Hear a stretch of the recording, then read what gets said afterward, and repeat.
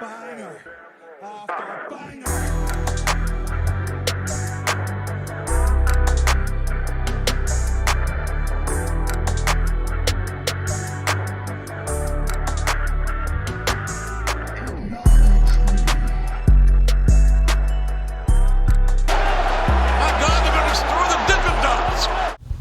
What's going on, guys? It's your boy Big Hero Kris back at you with another one. If you're new to the channel, go ahead and subscribe, give me a thumbs up, ring the notification bell, hit me up on Twitter, TikTok, the community posts. You already know the vibes, man. And I'm back at you with your AEW Full Gear review. And man, overall thoughts on the show. It was a fun show. There was a lot of things on here that I really enjoyed. There was one match in particular that I have to really question my mental sanity because it was just crazy and sick. But with that being said, there were some things on the show that, I wasn't really too high on. There was a lot of things on here that made me just go, what was the point of this? What was the purpose of this? But let's go ahead and talk about it, man. Let's get into this review. And we're going to start it off with the pre-show. It started off with Jay Lethal taking on Eddie Kingston for the Ring of Honor Championship. And, I'm not going to lie to you, I did miss a good chunk of this match. I caught the end of it where Ortiz hit Sanjay Dutt in the head with the guitar. From that point on, that's the only thing I saw. Eddie Kingston won. He's still your Ring of Honor World Champion. So, good for him. Good for old Eddie Kingston. And speaking of Eddie Kingston, he is also a participant in the Continental Classic. Him alongside with Mark Briscoe, they're going to be in the Continental Classic with Andrade and Bryan Danielson. He said that he is going to put his Ring of Honor and his New Japan Strong Openweight Championship on the line. So anytime he competes, those titles will be on the line. Whoever beats him will be the Triple Crown Champion.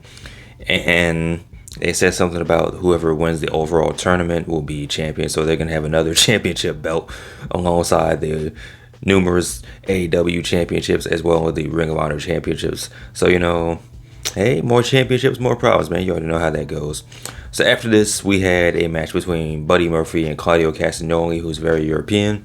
And this was a fine match, man. This took me back to the good old SmackDown days, when they were Cesaro and Buddy Murphy. And it was a fine match, Claudio ended up getting the win with the sharpshooter. He made Buddy Murphy tap out. After the match, it looked like they were going to shake hands, but Buddy Murphy said, nah, man, I'm upset. I'm pissed off. These people are chanting mommy at me. We want mommy, so I'm not having any of this. I'm gone. So now we get into the actual show.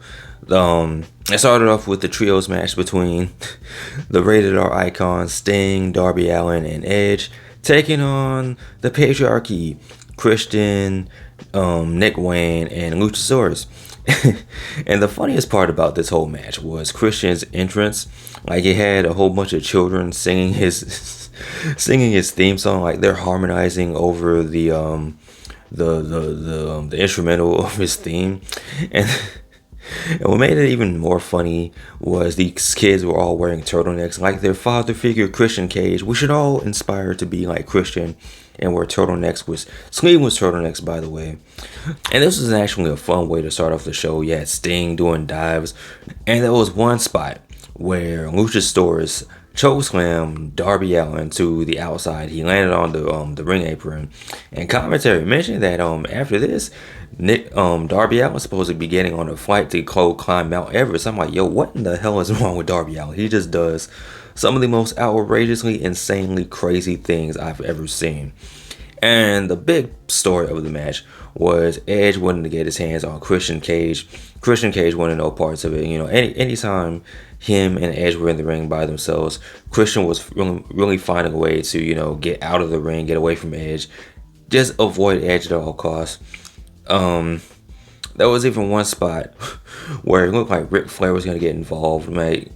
And I was like, yo, shouldn't this be a disqualification? Because, Ric Flair started putting his hands on Christian, but commentary said that Christian engaged with Ric Flair first, so that's why it wasn't a disqualification. Whatever. Christian ended up hitting a low blow on Ric Flair, which was awesome. Again, it looked like Edge was going to get his hands on Christian, but Christian just took off and ran and left his coalition in the dust. He just ran out of the arena, probably ran to the airport. He's probably in the air as we speak right now.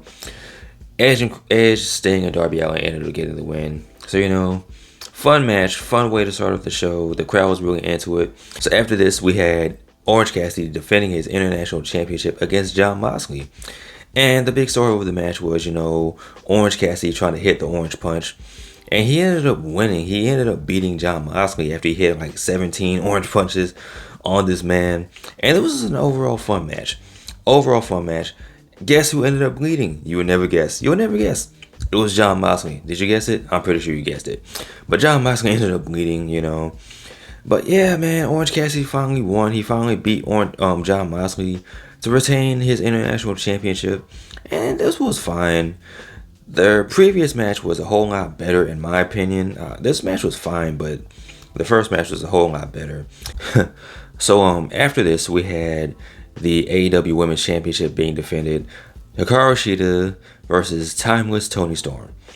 And the whole Timeless Toni Storm gimmick is cool. I like it. It's entertaining. Sometimes it does get a little bit over the top for my liking. But, for the most part, it's over. The people love it. What ended up happening was Timeless Toni Storm is your new AEW Women's Champion. And ever since Shida won the title the last time, I said the one thing I wanted was for Shida to have a good story, have some good rivalries and good title defenses. And she did have the good title defenses. She had good matches. But there was never a real story until you got to Timeless Toni Storm. And the thing was, Toni Storm was really the main focus. It wasn't really on Shida. And the way this match ended was you had Luther had the little tray that, so that the shoe was on, and there were shoes involved. And what ended up happening was Toni Storm put the tray on her butt cheeks, right? And she set it up for the sweet cheek music. And the whole time I'm looking like, I know Aubrey Edwards has to see this, because there's no way you go. I'm gonna be honest. Toni Storm, she got ass, right? She got a nice ass, right? And there's no way you do not notice a silver tray on this woman's ass. And I say, hold on, what are you doing? What's going on? Somehow, someway, I don't know if Aubrey Edwards needs to borrow glasses. She can borrow mine if she wants to, but she missed this whole thing. Toni Storm ended up winning with the sweet cheek music, and she's your new AEW Women's Champion. So I figured that this would happen, and I'm not upset with the outcome. I'm upset with the fact that, Shida didn't get a better title reign. I'm upset with the fact that Shida didn't get to do a little bit more with the title. I'm upset with the way the match was booked. I'm upset with the way the match ended, but I'm not upset with the outcome. So after this is where the show really started to pick up for me. This is where we had the AEW tag team titles being on the line and a fatal 4-way ladder match. And this joint was crazy. Brody King is an absolute beast. He's a monster. He's killing fools with ladders. He's hitting pile drivers on top of ladders. You got people being thrown off ladders, through ladders, and all types of crazy shit, man. To my surprise, I was thinking that the House of Black was going to win, but to my surprise, Absolute Ricky Starks and Big Bill, they're still tag team champions. I absolutely did not see this coming. Yeah, like I said, man, the house does not always win, man. It's not looking good for the House of Black. After this, we had the triple threat match for the TBS Championship.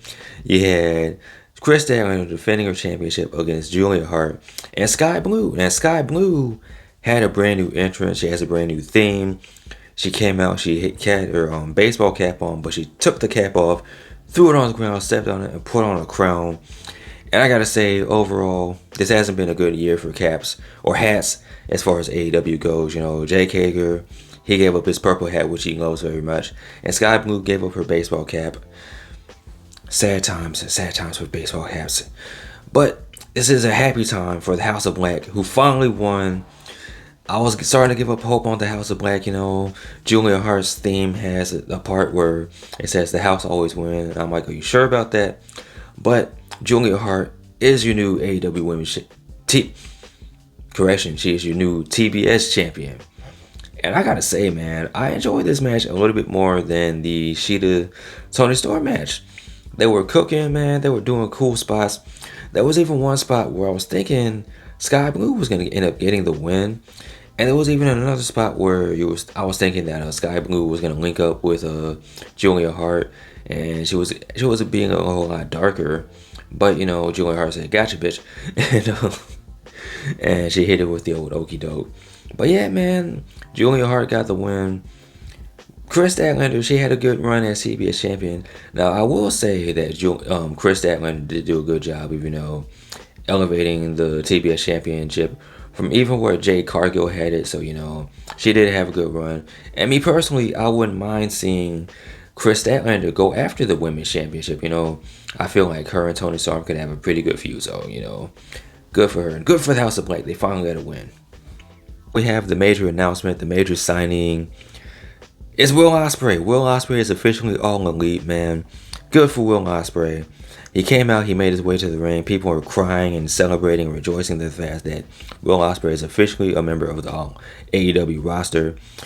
And Will Ospreay did come out and say, listen, he is All Elite, but he still is committed to New Japan. He still has some dates he has to do, and that's going to take him to through Revolution.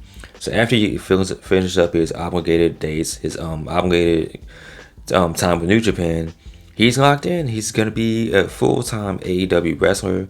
I can't wait, man. I'm a big fan of Will Ospreay, man. Good for him. I'm happy for him. And something else I'm happy for.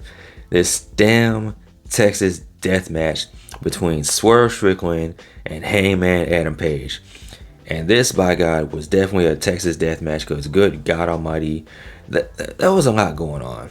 You had blood and staples and cinder blocks and tape and Prince Nana dancing, and he had a whole choreographed entrance going on.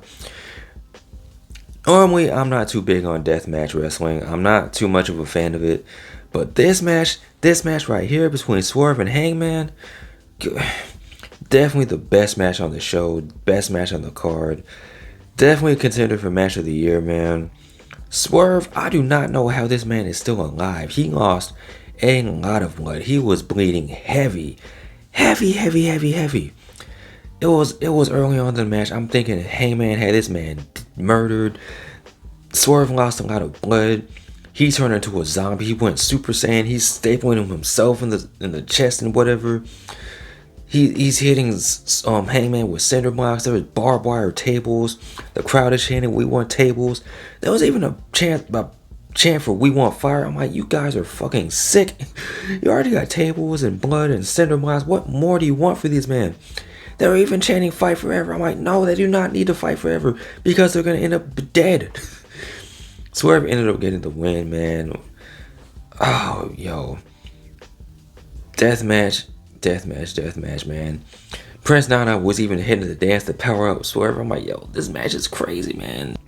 2024 is definitely going to be the year of Swerve Strickland.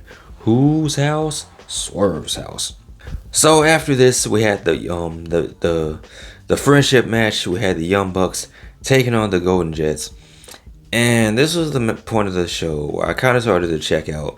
I was excited for the build of this match, but I didn't necessarily care too much for it. I'm like, yo, man, this is kind of dragging. And I was expecting a little bit more, especially after the match the Young Bucks had taken on Kenny and Hangman a couple years ago. Now, granted, Chris Jericho is not Hangman Adam Page, but when it comes down to it, when it comes down to brass tacks, Chris Jericho can turn up, especially when it's a pay-per-view, when it's a big match. This match really wasn't it. The Golden Jets, when the Young Bucks were kicking Kenny and Chris Jericho in the nuts, they completed their heel turn. And even after the match, man, the Young Bucks were throwing the temperature, they're throwing stuff, throwing chairs and blah, blah, blah. And I'm like, I care for the build. I didn't necessarily care for the match. So, yeah. I'm pretty sure the Golden Jets are going to be the AEW Tag Team Champions in the next... I'm going to say in the next 4 months, they're going to be the new Tag Team Champions. Mark my words. So now we have the main event. And I got to turn back the hands of time a little bit. Turn back to the pre-show where we had the Ass Boys challenging for the Ring of Honor Tag Team Championships. They were taking on this brand new team of MJF and Samoa Joe. And for what it was worth, man, the match was fine. It was a fun match. MJF came out in Lakers gear. Samoa Joe had the yellow. So they were looking like a nice little team. There were points during the match where MJF was like, I don't need your help, Samoa Joe. But Samoa Joe, he was tagging himself in. He was handling the Ass Boys. He was doing dives to the outside. There was even one part where one of the guns went for the dropkick, but Samoa Joe just moved out the way. There was even double muscle busters. There was even a spot where it was looking like the guns were going to get the win. But out of all people to show up, Adam Cole came out. He's coming down the ring. He's limping. He's on crutches. His foot is wrapped up and he's in a cast. But he still showed up for his best friend, MJF. MJF and Samoa Joe ended up getting the win. Because of this, now Samoa Joe has a guaranteed title shot in the future. Adam Cole and MJF are back together again. And the whole time I'm thinking something's going to end up happening. And what ended up happening was after the match, the Ass Boys ended up attacking MJF. They took out his leg, and it wasn't looking too good for MJF because there were the doctors were out there. There was a stretcher. MJF ended up going to the local medical facility, and before MJF left, he told Adam Cole to promise him that they wouldn't take away his AEW championship, and Adam Cole promised. How Adam Cole was going to keep this promise, I'll tell you how. So later in the show, Tony Schiavone came out and they had an update as far as MJF goes. They said that MJF was unable to compete, and it looked like they were going to end up forfeiting the match, and Jay White would just end up being the new AEW champion. But Adam Cole came out, he limped out, he came out on his crutches, and he said, no, this isn't going to happen. He talked to Tony Khan, and he said that there is going to be a match tonight. It's going to be Adam Cole taking on Switchblade Jay White. And I'm like, how the fuck is this going to happen? This dude just had ankle surgery. He's on crutches. He has a cast on. So either they're actually going to find a way to go through this match, or Adam Cole isn't as injured as we think he is. So now we get to the main event. Switchblade Jay White comes out. Adam Cole comes out. He's limping. He's on his crutches. And they're doing the in-ring introductions. And it looks like the match is about to happen. And then out of nowhere, MJF pulls up in the ambulance out. Somehow we stole. I don't know how these people ended up stealing ambulances from the local medical facility. Somebody clearly lost their job. He comes out and he's limping to the ring. Now, mind you, I just said Adam Cole is in the ring on crutches with a leg cast on. But for some reason, because MJF is limping to the ring, we have officials out there stopping him from competing. I'm like, what is wrong with all of you? None of this makes any sense, right? It doesn't make any sense at all. So MJF ends up going through with the match. And there was a whole bunch of shenanigans going on. The shenanigans were shenanigan at an all-time high, right? You had the Ass Boys interfering. Jay White would constantly throw MJF outside of the ring. And he would distract the referee. Mind you, the referee is facing the big screen where you can clearly see the Ass Boys beating up MJF, but he doesn't do anything about it. So it's looking like the Ass Boys are going to hit MJF with a chair again, but this time they get caught and they get thrown out of the ring, or thrown out of the arena. Match continues, and it's a whole bunch of dramatics. It's a whole bunch of selling, cinema or whatever. There's plenty of times where you think Jay White is going to win the championship. There was one spot where it looked like Adam Cole was going to try to hit Jay White with the championship, but Jay White ended up snatching the championship away from Adam and hit MJF in the head with it. And then there was another spot where Adam Cole pulled out the Dynamite ring, threw it to MJF, but Jay White got it, and then he went to swing, he missed. MJF hit Jay White with a low blow, hit Jay White in the head with the ring. MJF ended up getting the win. So I'm like, what was the overall point of this? Unless there was going to be a major heel turn, the big revelation, the devil, none of this happened. There was no heel turn, there was no devil. MJF ended up getting the win. Him and Adam Cole celebrated after the match.